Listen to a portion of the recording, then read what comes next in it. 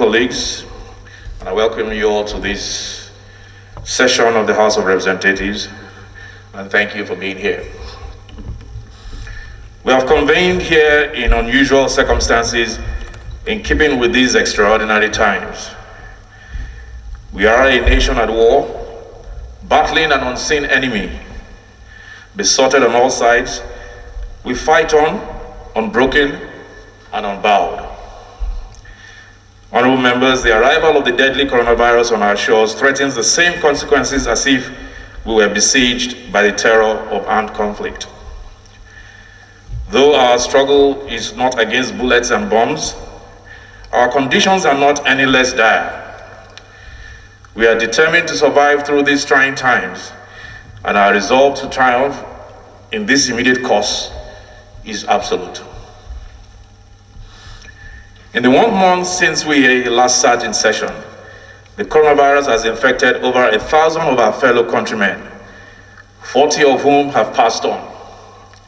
Our hearts are heavy with the burden of loss, but the House of Representatives extends sincere condolences to the families who have lost loved ones. We pray for the peaceful repose of their dearly departed and wish the bereaved families the fortitude to bear the loss. The necessary precautions we must take to prevent further spread of this disease means that the bereaved cannot mourn the dead in the manner of our traditions, thus compounding the heartache.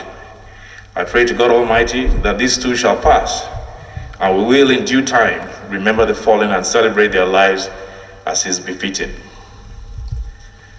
The government of the Federal Republic of Nigeria has thus far responded to the present challenges with equanimity. The House applauds His Excellency President Muhammadu Buhari, GCFR, for appointing a presidential task force on COVID-19, composed of some of the best and brightest of our nation. The members of the task force have risen to the assignment and proven themselves worthy. We thank them, and we encourage them to remain committed and to act always in the best interest of the Nigerian people. We especially recognize the Director General of the Nigerian Center for Disease Control, Dr. Chikwe Ihekwezu, whose calm and steady presence has been a comforting constant. We also recognize the Chairman of the Task Force, Secretary to the Government of the Federation, Boss Mustafa, for his work in ensuring that the task force remains committed to its mandate in the service of the Nigerian people. The restrictions imposed on our people as a result of the lockdown of Lagos and Ogun State and the Federal Capital Territory and the curfews imposed by other state governments are a necessary intervention. These restrictions are a marked departure from the norm, and many of our people are understandably having a hard time adjusting. Honorable colleagues, as leaders in your constituencies, you must ensure that the people in your local communities understand the reasons for those restrictions and adhere to all preventive measures, such as hand washing, social distancing, and other guidelines set up by the Nigerian Center for Disease Control. Our best hope is to prevent the massive outbreak of this disease in Nigeria. If we fail to do that, and this disease begins to transmit at scale, all our worst nightmares will become manifest for once, and our misfortunes will compound beyond our ability to respond. We will be left to seek our recovery. Hold on a second. Clark, is the AC on?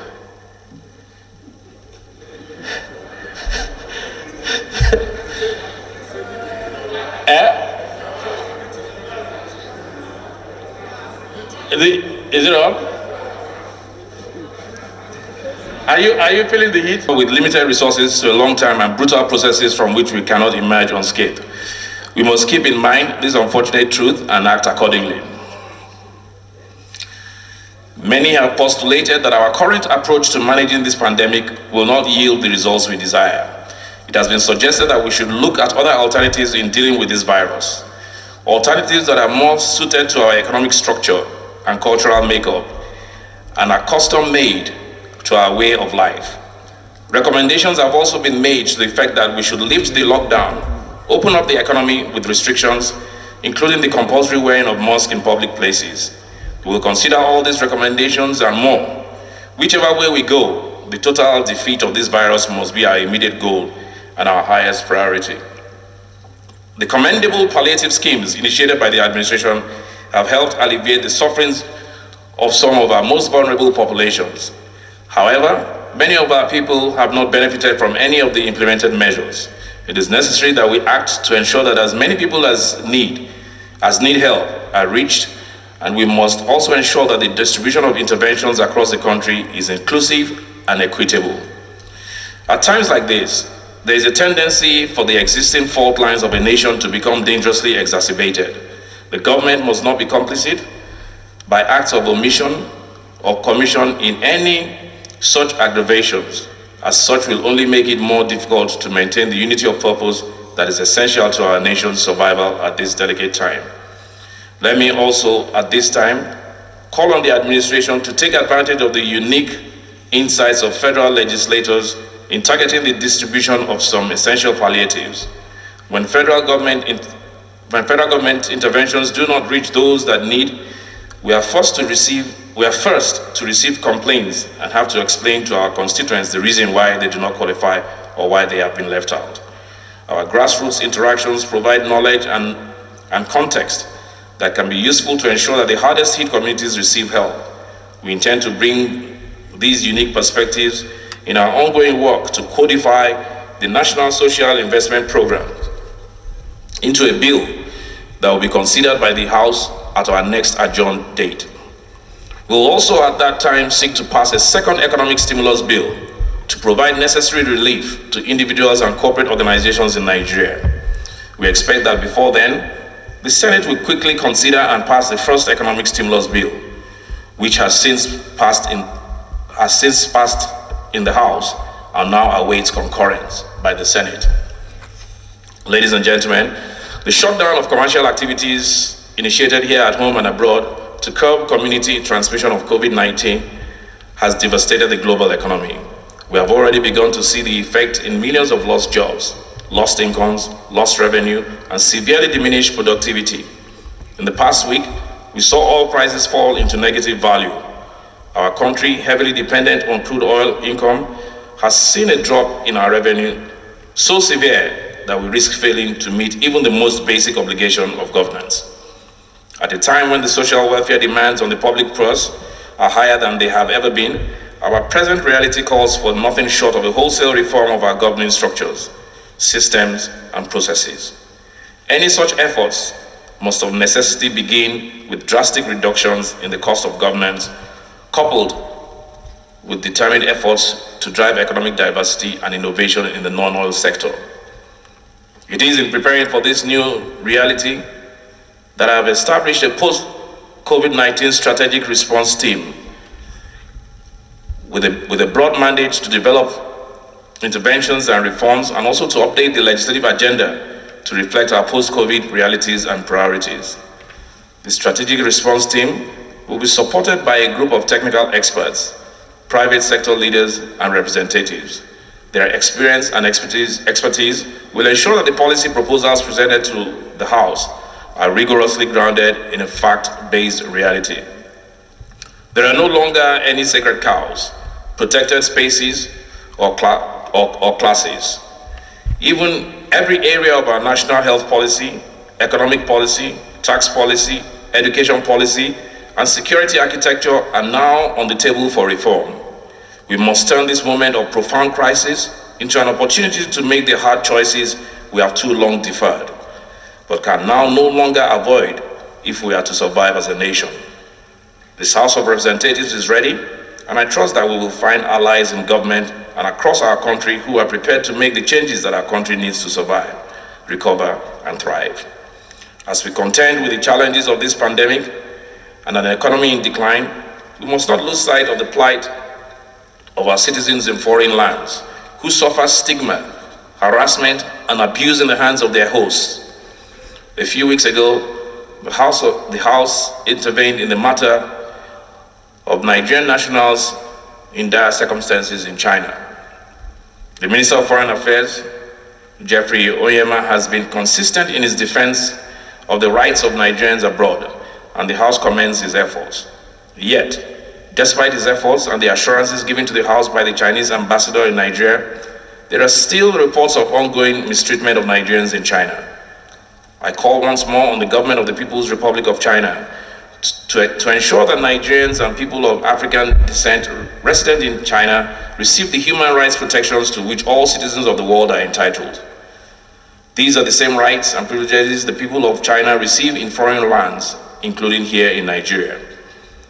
Where there are credible cases of discrimination, harassment, or rights abuses against our citizens, swift and visible action must be taken by the Chinese authorities to safeguard lives, livelihoods, property, and the sense of human dignity of Nigerians and fellow Africans.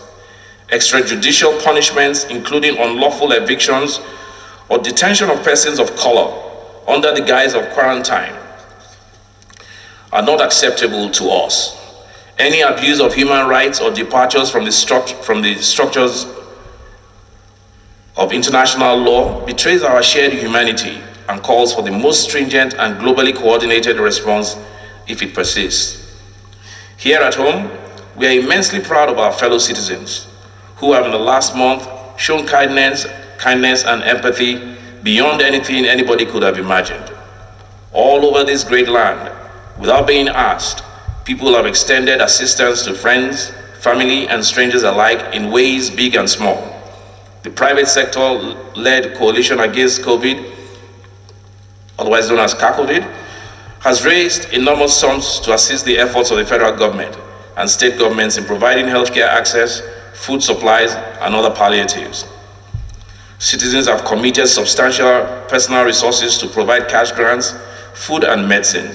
As a nation, we have set aside mundane considerations and shown that our capacity for brotherhood may well be limitless.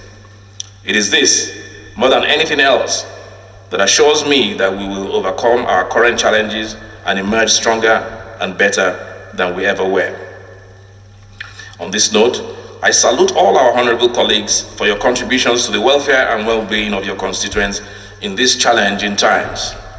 The reports thus far received of your individual efforts have been laudable, and I thank you on behalf of all the Nigerian people. As we deliberate today, let our utterances be guided principally by the desire to bring forth ideas that will improve our nation's ability to rise to the challenge of the times. Let us speak with the recognition that this is no time for politics or the consideration of minor things.